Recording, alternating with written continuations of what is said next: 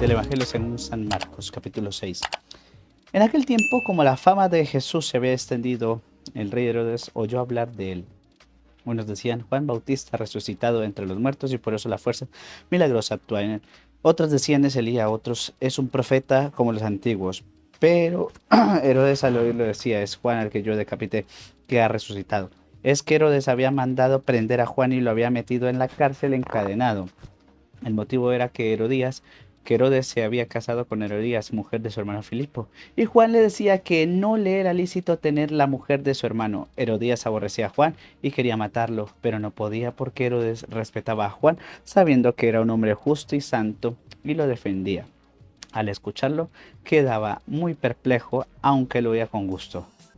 La ocasión llegó cuando Herodes por su cumpleaños dio un banquete a sus magnates, a sus oficiales y a la gente principal de Galilea. La hija de Herodías entró y danzó, gustando mucho a Herodes y a los convidados. El rey le dijo a la joven, pídeme lo que quieras, que te lo daré. Y le juró, te daré lo que me pidas, aunque sea la mitad de mi reino. Ella salió a preguntarle a su madre, ¿qué le pido? Su madre le contestó, la cabeza de Juan el Bautista.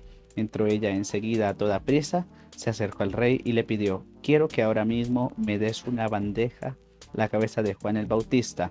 El rey se puso muy triste, pero por el juramento y los convidados no quiso desairarla.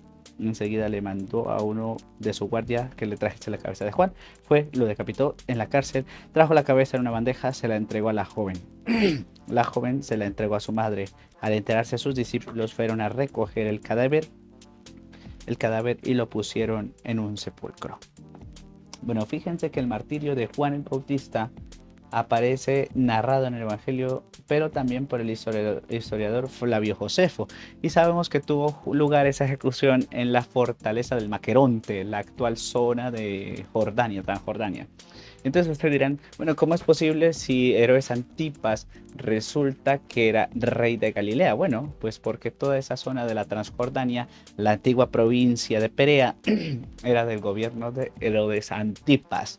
Este Herodes, de toda la familia de los Herodes, recuerden ustedes que su padre fue aquel famoso Herodes que mandó matar a los inocentes y persiguió al niño Jesús. Bueno, de toda la familia de Herodes fue el más listo porque además aguantó muchísimo en el trono. Fíjense que estuvo en el trono prácticamente desde el día 4, el año 4 antes de Cristo hasta el año 39 después de Cristo. O sea, muchísimo tiempo. Al final, fíjense lo que son las cosas. Él, para casarse con Herodías, se divorcia de su mujer legítima, que era nada más y nada menos que la hija del rey Aretas. El rey Aretas era el rey cuya capital era Petra, el estado nabateo. Entonces, el rey de los nabateos, ¿no? Claro, al divorciarse, ¿qué va a suceder? Que los nabateos van a declarar la guerra a Herodes Antipas. Al declarar la guerra, Herodes Antipas la pierde estrepitosamente, se viene bajo la frontera oriental del Imperio Romano y tienen que enviar una legión solo para contener a los nabateos, con lo cual al final ¿qué va a suceder? Que va a perder su reino. Le van a hacer comparecer en Roma cuando, cuando llegue a Roma, ¿no? En época del emperador Claudio le van a desterrar a las Galias. Entonces imagínense, iba a morir en el destierro de las Galias, con lo cual al final va a perder a su mujer y va a perder a su reino. Por tanto, fíjense a veces qué irónico cuando uno ofende a Dios, cómo luego te cae encima, ¿no? Lo que dice, bueno, si escupo para arriba, te cae el escupitajo encima, ¿no? Claro, te daré aunque sea la mitad de mi reino. Bueno, sí, lo vas a hacer no solamente la mitad, sino entero y casi casi lo vas a terminar pagando con la vida y desterrado. Este es el mismo Herodes que también se reirá de Jesús durante su pasión. Esto nos enseña a vivir en verdad. Hoy día, y lo hablaba con un sacerdote hace poco, buscamos tanto los sentimientos que olvidamos vivir conforme a la verdad. De hecho, fíjense, a veces decimos, no, quiero encontrar el sentido de mi vida, está bien, no tiene ningún problema la frase, pero tantos filósofos, entre ellos Heidegger, decía que había que sustituir la noción de verdad por la noción de sentido. O sea, ¿qué es vivir en verdad? Vivir en verdad es vivir conforme a los mandamientos de la ley de Dios. Pero, ¿por qué problematizo eso? Al final Juan es mártir de defender la ley natural, el orden de la verdad, que sencillamente es el orden de la santidad o del pecado. Y no hay término medio.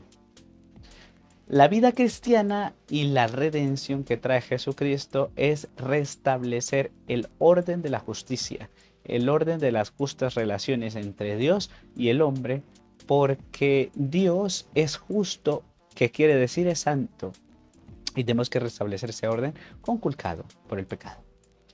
Pero para restablecer ese orden de justicia es necesaria la misericordia, una misericordia de Dios que da la vida por mí para liberarme de mi pecado, muriendo en la cruz como sacrificio de expiación.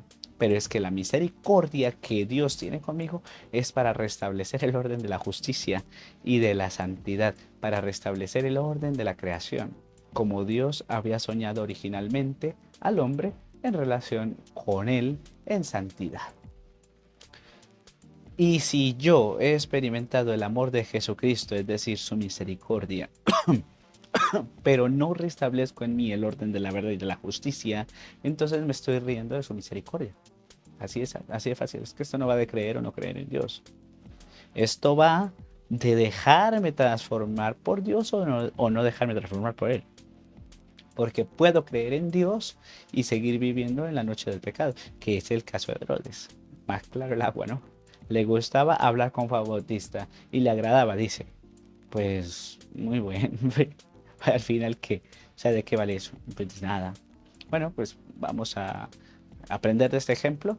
No vamos a seguir haciendo lo mismo que estamos haciendo en esta vida. Vamos a aprender de los errores y vamos a hacerle caso a Dios. Y que la bendición de Dios Padre Todopoderoso, Padre, Hijo y Espíritu Santo descienda sobre todos ustedes y les acompañe siempre. Amén. Chao, chao.